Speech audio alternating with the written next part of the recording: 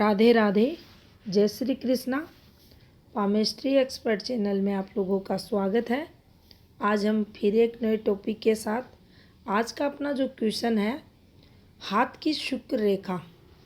ये हमारे हाथ में शुक्र पर्वत रहता है। यहाँ से कोई निकली हुई रेखा अगर मंगल को कवर करती हुई शनि पर्वत पर पहुँचती है तो ये क्या फल देती है। क्वेश्चन हमारे किसी व्यूअर्स ने किया है और ये क्वेश्चन भी बहुत अच्छा है और कुछ हाथों में ऐसी रेखाएं देखी भी गई हैं। तो करेंगे इसकी हर एक कैटेगरी की बात, किस किस रूप में ये रेखा मंगल से शनि पर्वत पर जा सकती है और क्या प्रभाव ये देती है।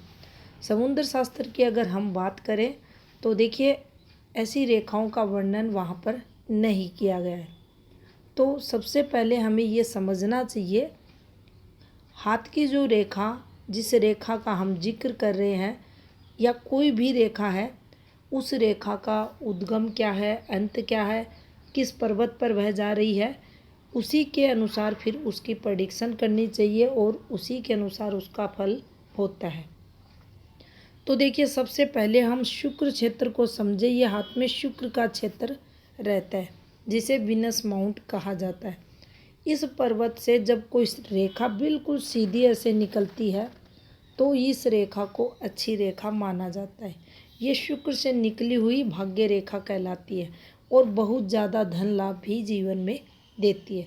एक मजबूत, गहरी, स्पष्ट रेखा जीवन में जातक को अत्यधिक धनवान बना देती है। भाग्य ऐसे जातक का साथ देता है और जितने भी शुक्र कारक रहते हैं, परिवार है, पार्टनर है, बच्चे हैं, सोशल नेटवर्क है, भौतिक सुख सुविधाएं हैं, काम धंधे का सुख है, धन सुख है, ये सब इस जातक के जीवन में रहता ही रहता है।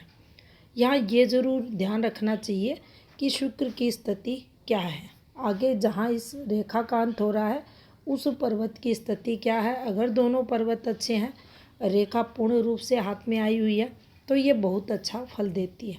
अब देखिए, इसी रेखा को हम कुछ इस प्रकार से शुक्र से निकालेंगे, मंगल पर पहुंचाएंगे और फिर यहाँ शनि क्षेत्र पर इसका अंत देखेंगे।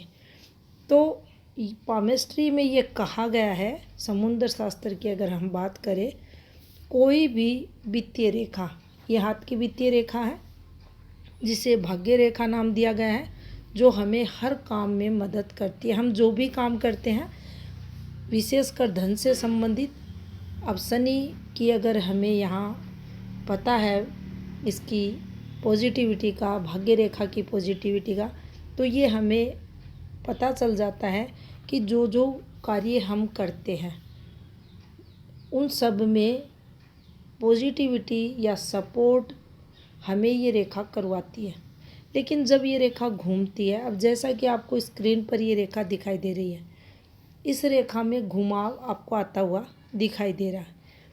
अब ये ऐसे ना चलकर जब ये मंगल पर पहुंचेगी तो देखिए इसके फ्लो में कमी आ जाएगी।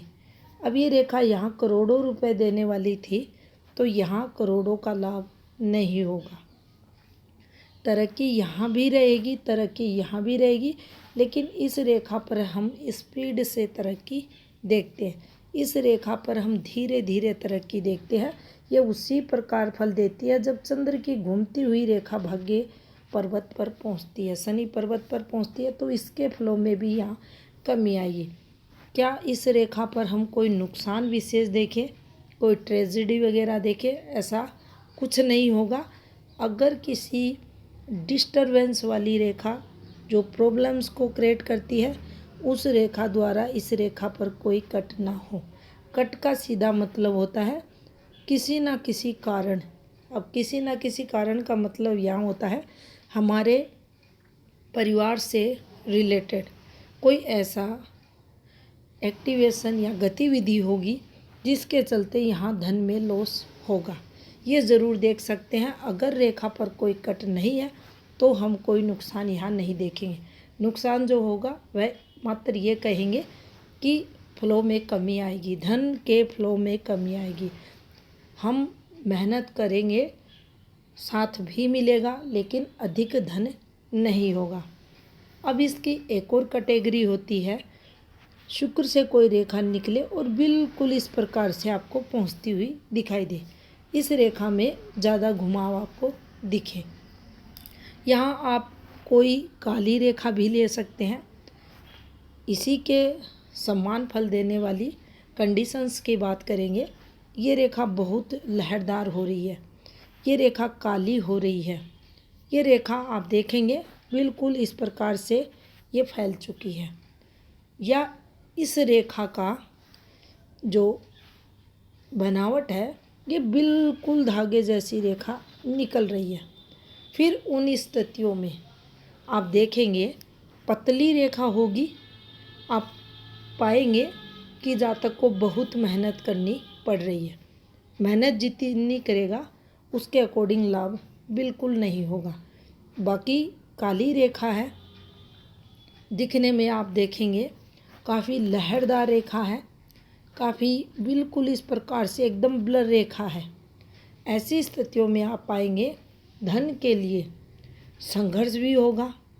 कोई भी काम करेंगे आप, आपको कठिनाइयाँ आएंगी, आपका कोई भी काम इजी वे में नहीं बनेगा। अगर स्पष्ट रेखा है और पूर्ण मंगल का घेराव कर कर शनि पर पहुंच रही है, ये शुक्र रेखा ये मंगल का घेराव किया और शनि पर पहुंच गई, इस रेखा से डरना नहीं चाहिए। अगर इस रेखा पर किसी भी दूषित रेखा का प्रभाव नहीं है तो ये रेखा भी पॉजिटिव फल देगी। यहाँ ये ज़रूर ध्यान रखना चाहिए, जैसे शुक्र की रेखा चंद्र पर पहुँच जाए, इन रेखाओं को ज़्यादा अच्छा हाथ में नहीं माना गया। उठती हुई जो ऊर्ध्व रेखाएं रहती हैं जो नीचे से ऊपर जाती हैं, इनकी यही वो विशेष बात रहती है। जब ये नीचे से जब चलने लगती हैं, मान लीजिए शुक्र की इस रेखा को इस प्रकार से यहाँ जाना था शनि क्षेत्र पर, लेकिन शुक्र से कोई रेखा निकली आपके चंद्र पर पहुँची, फिर ये घुमाव ली, तो इस रेखा पर स्ट्रगल रहेगा। कोई भी रेखा रहती है, और इस रेखा पर तो कई सारे ऐसे वीडियो बनाए गए हैं इसके एक्टिवेशन से रिलेटेड, घुमाव से रिलेटेड। ये कहीं भी जाकर घूमे ये मेजर दिक्कतें देगी। अदर माउंट पर जाकर अगर ये फ्लो लेती हैं, घुमाव इनमें आता है, तो भी हमें ये समझना चाहिए इनका जो लाभ हमें होना चाहिए था, इनसे जो पॉजिटिविटी हमें आनी चाहिए थी, उस पॉजिटिविटी में बहुत ज़्यादा कमी आ जाएगी। भाग्य रेखा के लिए सबसे जो बेस्ट रहता है, किसी भी हाथ की कोई भी भाग्य रेखा को जब हम चेक करते हैं तो हमें सिर्फ ये देखना चाहिए, जो भी भाग्य रेखा है किसी भी पर्वत से निकले उसका उद्गम पॉजिटिव होना चाहिए और उसका अंत पॉजिटिव होना चाहिए। उस भाग्य रेखा की लेंथ एक जैसी रहनी चाहिए, यानी यहाँ का जो कलर है वही कलर यहाँ का होना चाहिए। जहाँ भी हल्की पतली ये रेखा होगी इसके प्रभाव में कमी आएगी। अगर आपके हाथ में कुछ ऐसी रेखा है तो डरना नहीं चाहिए। अगर इस रेखा पर कोई दोष नहीं है, उस स्थिति में उम्मीद करते हैं आपको आपके क्वेश्चन का आंसर मिला होगा। अदर व्यूअर्स को भी हम कहते हैं, अगर आपके हाथ में भी कोई ऐसी रेखा हो जिसके बारे में आप जानना चाहते हैं तो आप अपना क्वेश्चन सेंड करें। आपका बहुत बहुत धन्यवाद।